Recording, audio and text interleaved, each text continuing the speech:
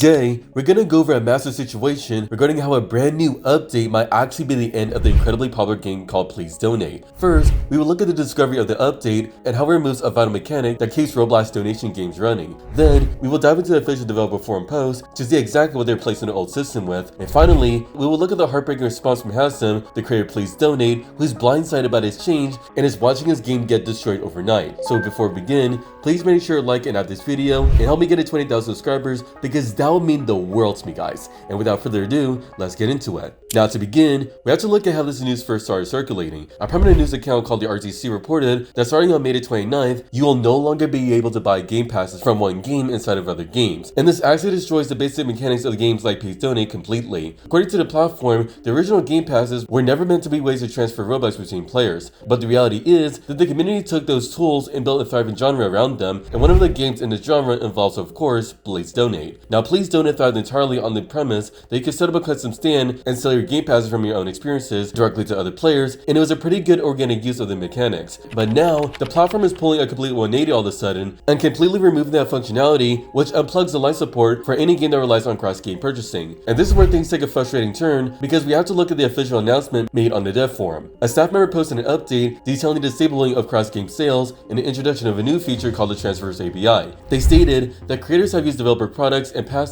to facilitate Roblox donations, but they explicitly noted that these tools were never designed for peer-to-peer transfers. They claimed that while many transfers create positive experiences, safety is always top of mind for the platform. So to protect players from fraud, they're permanently discontinuing the ability to sell developer products and passes outside of their originating game pages on May 29th. Although this change does not affect the selling of avatar items within the game, it completely destroys the donation economy. Now when you think about this reasoning, it feels like a massive slap in the face to developers. They're taking away a core feature that functioned perfectly fine under the guise of protecting players. While safety is important, of course, completely wiping away an entire genre seems like a very lazy measure that could ruin a lot of games within this genre in the near future. Now, they openly acknowledge that this change will significantly impact many games that players enjoy, but they're pushing for it anyway to protect the platform. And you obviously know that this is classic corporate behavior, disregarding organic creations for a heavily controlled alternative. But the platform did offer a replacement, which it introduced as the Transfers API, that is apparently claimed to be a secure direct path for in-game Robux transfers like tipping and donations. At first glance, the financial split sounds better because creators using the API earn a 10% commission and recipients receive 9% of the transfer because the platform is not taking a fee for these specific transfers.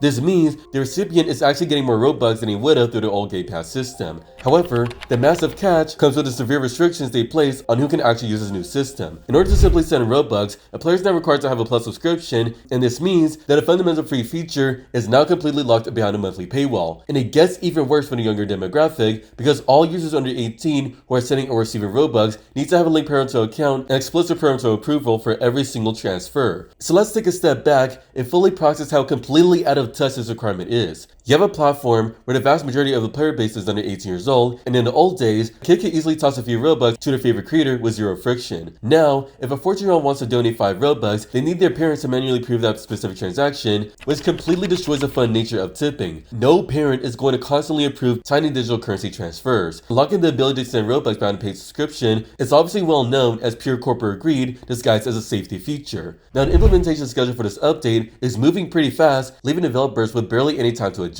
They made an API available on May 4th, and they're completely shutting down cross-game sales on May 29th. They stated that they recognize disabling cross-game sales will deeply affect player donation games and recommend that developers integrate the new API before the deadline to avoid service interruptions. A transfer will only proceed if the sender has sufficient Robux and meets all its brand new limits. Additionally, they're implementing daily and monthly transfer limits to protect players from suspicious activity. And if both the sender and receiver are age-checked and have the necessary parental approval, the transfer is immediate, but if the recipient has not completed intense safety steps, the transfer is held, and if not completed within 7 days, the entire transfer is cancelled and the Robux is returned. This introduces layers of unnecessary friction to a system that used to be seamless. Imagine trying to run a community event and Please Donate under these draconian rules. Half the donations will get stuck in a pending status because kids do not have their parental control set up, or they hit an arbitrary daily limit. It takes a very simple system and turns it into a stressful nightmare filled with approvals and limits, and it is painfully obvious that the executives designing these policies do not understand why the community enjoy these games. Now, going to the final and arguably the most heartbreaking part of this entire situation, we have to look at the official response from Hasm, who is the main developer behind Please Donate. His reaction fully highlights the severe disconnect between the corporate platform and its creators. So Hasm openly stated that the platform is removing cross-game Game Pass sales, enforcing a $5 per month requirement just to donate, along with a strict 1,000 Robux monthly limit, and he flat out said that this will literally kill Please Donate. He explained very clearly that his game is built entirely around the cross-game Game Pass sales system, which has always been completely free for players and had absolutely no restrictive limits. He expressed that removing the system does not just change how things work, but it actually kills the game completely. And this is where the blatant disrespect from the massive corporation really shows, because it hasn't revealed that he was not even made aware of this massive change before it was publicly announced to everyone on the platform. Think about how gently insane that is, because Hasm created one of the most revolutionary games on the platform, which brought in massive amounts of engagement and shifted the economy for millions of users. And yet, the corporate team could not even give him a simple private heads up before announcing an update that literally destroys his project. He received absolutely no warning and had zero chance to give his input before this devastating announcement went live. Now, Hasm mentioned he has been developing on his platform since he was 12 and has always loved making games there. So seeing something this impactful happen overnight without consideration is genuinely upsetting to him. He poured a lot of energy into his project and said he's really sad about the situation. Hasm also directly addressed the new transfers API that the platform provided as a supposed solution. He stated clearly that the API is really not a solution at all and it still affects the community very heavily. He pointed out exactly what we discussed earlier, emphasizing that the new system